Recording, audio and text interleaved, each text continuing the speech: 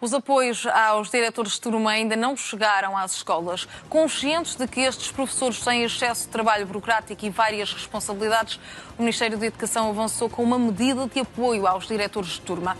O Executivo prometeu a contratação de 140 técnicos superiores para apoio administrativo em setembro, mas até agora esse reforço ainda não chegou às escolas. Portugal vai registrar os 4.000 docentes reformados só este ano. Este será o maior número dos últimos 10 anos, depois de, em 2013, se terem reformado 4.600 profissionais. Este é um cenário que se vai agravar devido ao envelhecimento da classe docente e à escassa formação de novos professores que não está a preencher as saídas. Como resultado, milhares de alunos em todo o país continuam sem aulas. E para falar sobre o assunto, vamos já seguir para a conversa com a Cristina Mota, ela que é porta-voz do Movimento de Missão Escola Pública e a quem eu agradeço a disponibilidade. Começamos já aqui, bom dia, por esta notícia dos reformados. O Ministério da Educação admite integrar nas escolas os docentes reformados ou então até mais de 70 anos de idade.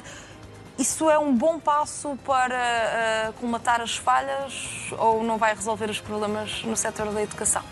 Bom dia, Madalena. Agradeço o convite. Não vai, de facto, resolver. Aliás, o concurso relativamente aos professores reformados já está aberto e concorreram apenas 79. E, aliás, concorreram para a nível nacional. Não sabemos efetivamente para onde estes professores concorreram e certamente poderão nem sequer corresponder às falhas do sistema. Mínimo, sem dúvida foram alguma. 102 candidaturas e apenas 79 aceitas. É um número muito reduzido, o que mostra que o setor está envelhecido e que não querem regressar à área. Sim, sem dúvida. Portanto, nós já havíamos alertado o Ministério da Educação relativamente a essas medidas, quer dos professores aposentados, quer de bolseiros ou de doutorados para ingressarem no ensino. Nós sabemos, nós, Missão Escola Pública, sabemos que não é uma medida de forma alguma que vai colmatar os problemas que nós temos. O que nós entendíamos era que logo em agosto, quando o plano Mais Aulas, Mais Sucesso foi indicado e quando nós alertámos, inclusive, que faltava legislação para que algumas dessas medidas fossem aplicadas, não dizia respeito efetivamente às medidas e ao que elas iriam trazer de novo. O que nós pretendíamos era mostrar efetivamente o quanto antes que estas medidas não são eficazes e nós precisamos de medidas estruturais. Nós estávamos à espera no dia 21 de outubro, quando teve lugar a suposta primeira reunião de negociação da revisão do Estatuto da Carreira Docente, vermos de facto aqui logo algumas propostas para encontrarmos então resposta a este problema que nós temos, e a Madalena falou muito bem, relativamente aos reformados que estão a atingir valores recordes. Temos mais cerca de 500 reformados relativamente ao ano anterior e nós entendíamos que íamos ver nessa altura algumas medidas. Ora, o que nós verificámos é que existiu uma reunião que nos pareceu uma reunião fantasma, onde foi apenas divulgado um calendário que nós tivemos conhecimento que, a terem lugar algumas medidas, elas só vão ser aplicadas no ano letivo 2026-2027. Ora, é muito tarde e nós, Missão Escola Pública, lançámos um comunicado justamente no dia 4 de novembro a alertar para que nós precisamos de medidas estruturais, medidas de facto que cativem novos profissionais para o ensino e para já deveríamos ter um aumento salarial em todos os escalões para de facto termos a atratividade e depois outras medidas que seriam bastante importantes. Há um aspecto importante também nesse comunicado, tem que ver com o aceitar baixas qualificações para a docência e profissionais não qualificados para o efeito.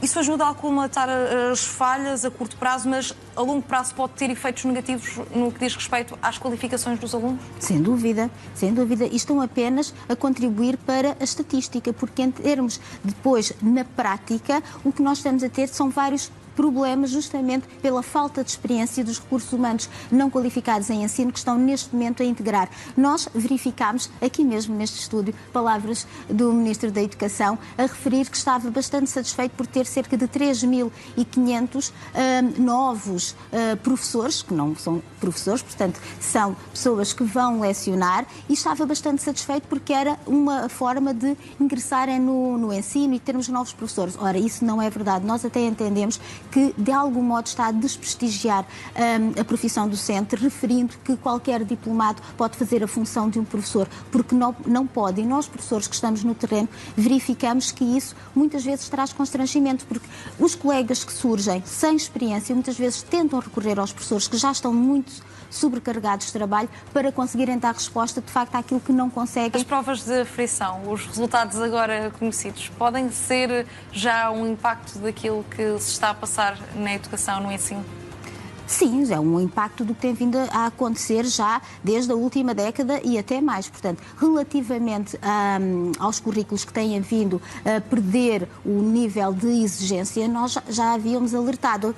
A pandemia veio aqui, de alguma forma, camuflar quer a falta de professores, quer, de facto, este decréscimo na exigência dos currículos. As aprendizagens essenciais vieram suceder, portanto, às metas que tínhamos anteriormente e que eram mais exigentes. Estas aprendizagens essenciais têm vindo a diminuir cada vez mais o nível de exigência e nós entendemos que sim, que já começam a refletir esses resultados, quer nas provas de aferição, quer depois nos estudos internacionais. Mas já agora, Madalena, relativamente às provas de aferição, convém fazer um reparo, porque estes resultados, de algum modo, estão condicionados. Portanto, não são resultados que nós possamos levar muito a sério, porque temos de lembrar em que circunstâncias estas provas de aferição tiveram lugar. Aliás, elas tiveram lugar justamente ao mesmo tempo em que os exames, as provas finais de terceiro ciclo, não tiveram lugar em formato digital e passaram para o formato de papel, porque este Ministro da Educação entendeu não estarem reunidas as condições para que aquelas provas tivessem lugar em formato digital. O mesmo não aconteceu com as provas de aferição,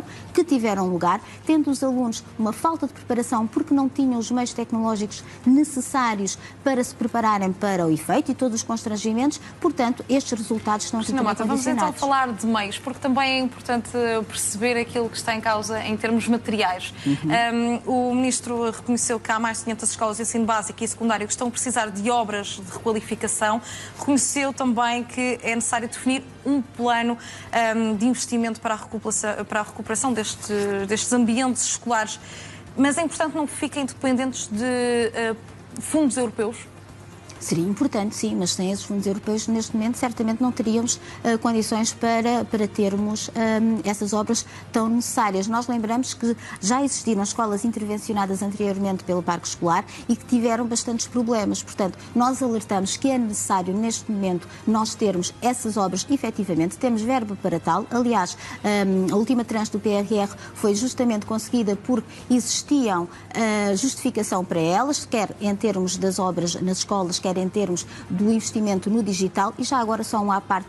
Não percebemos o porquê de agora se ter voltado atrás no que diz respeito à disponibilização da internet a todos os alunos e professores. Portanto, desde agosto que existe uma resolução do Conselho de Ministros que indica que professores e alunos que não são subsidiados têm de devolver os routers e que não têm direito à internet. Portanto, há aqui um retrocesso. Sabemos que existe verba do PRR para o digital, portanto, não entendemos o porquê de, neste momento, estarmos a voltar atrás. Também essa verba no que diz respeito às escolas, à qualificação das escolas e às obras, também é muito importante que tenha lugar o quanto antes, mas a ter lugar de uma forma mais eficaz do que foi anteriormente a intervenção do Parque Escolar, que, passados 10 anos, já temos escolas bastante degradadas e que foram intervencionadas há relativamente pouco tempo.